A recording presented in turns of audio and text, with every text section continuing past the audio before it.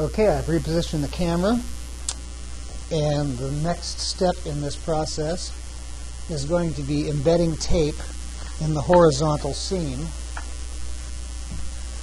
this seam here. Mixing up my mud a little bit. I've kind of let it sit in the pan in between these little clips that I'm making here. So I'm going to retool it a little bit, get it all mixed back up so there's no chunks or lumps in it.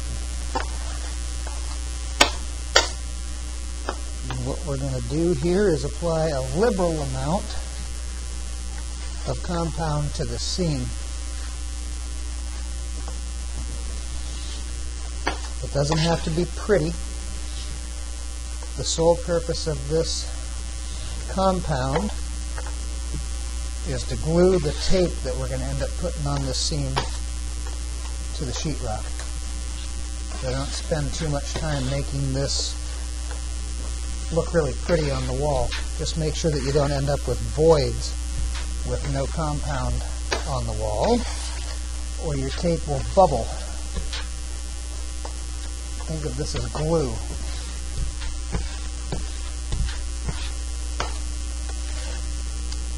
Difficult to work in these corners.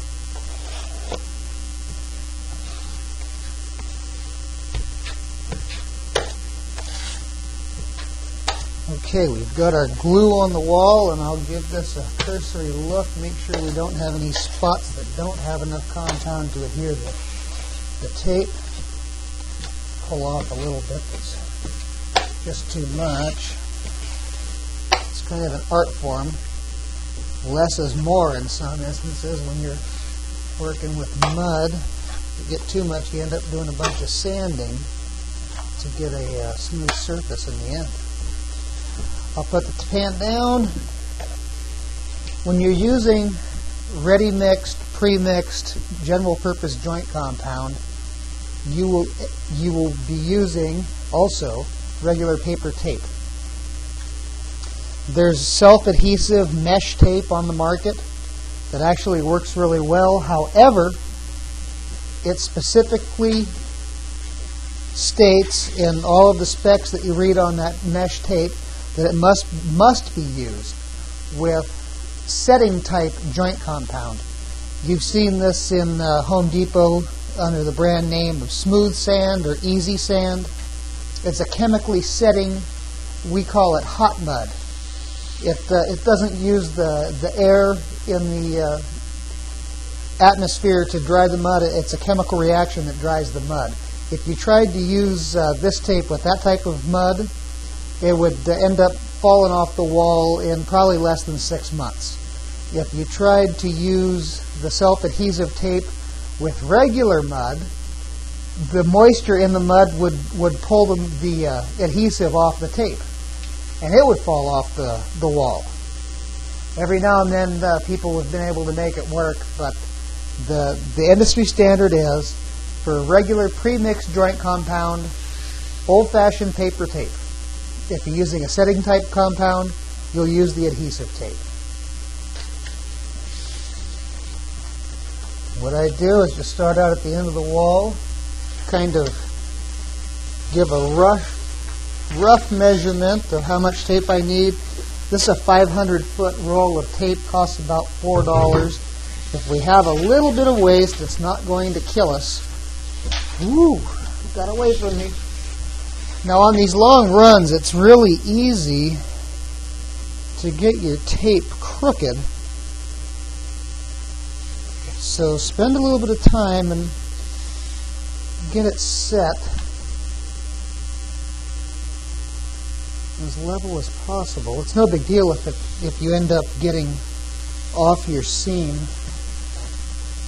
In fact, I'll show you that. If I had been off my seam, I'd simply tear the tape and then readjust and start again.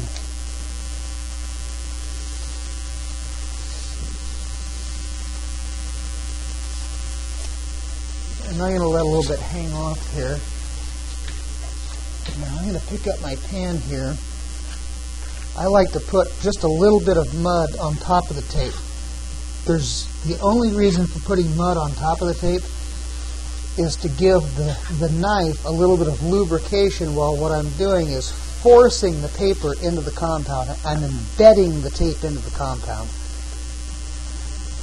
And I want to take as much mud out from under that tape as I possibly can. I'm actually using quite a bit of force pushing that tape against the wall.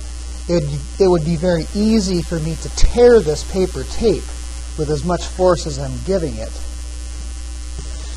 But by putting a little bit of compound on top of the tape to act as a lubricant, the knife kind of slides across the paper instead of wrinkling it or tearing it. I've got a little bit of a strange bubble here. The tape needs to be adjusted, so I'll pull this one out of the way, pull this one up, and I need to move this whole thing down just slightly.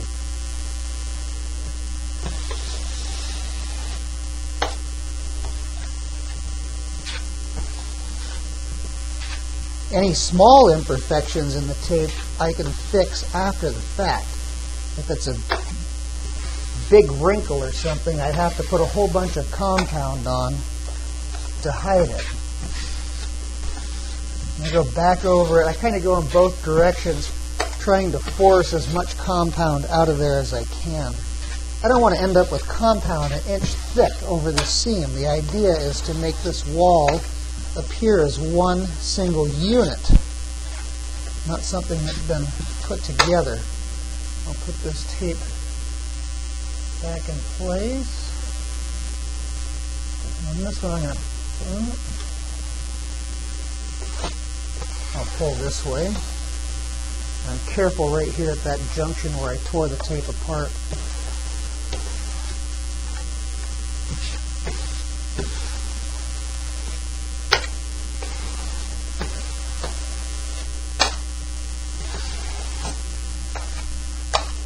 And I can use the edge of my knife.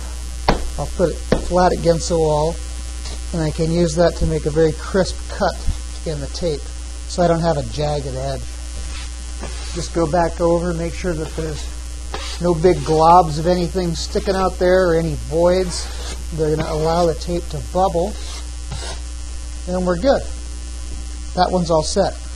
When I'm doing a wall like this that has both vertical and horizontal seams, it typically works best to run one seam, then the other.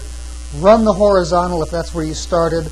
Let this dry at least 50% of the way before you do the vertical. Because in this situation, I'm not sure how this shows on the camera, we have a vertical seam, comes right through a horizontal. When I go to pull the compound over the tape to embed the tape on this seam, I'm going to disturb the one that I just set. So I want this one to set before I do too much more work. And that's it for this clip. I'm going to get into taping the corners and how I'm going to do this particular room in the next clip. But it's a little bit involved, so we're going to cut this one just a little bit short. And also, I've been going for a good 15 minutes. This mud, moved my camera. I lost my camera. This mud is kind of drying out.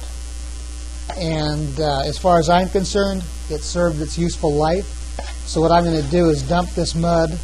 I'm going to dump this mud completely into the garbage, and I'm going to wash out this pan so that it's nice and fresh. No chance for having lumps. I've got one right here. I don't know how this will show up, but there's a good-sized lump. This would have turned into a nightmare. Not a nightmare, but a pain in the neck had it ended up on the wall. So this mud has served its useful life. I'm going to clean out the pan, and we'll get into taping the corners on the next clip.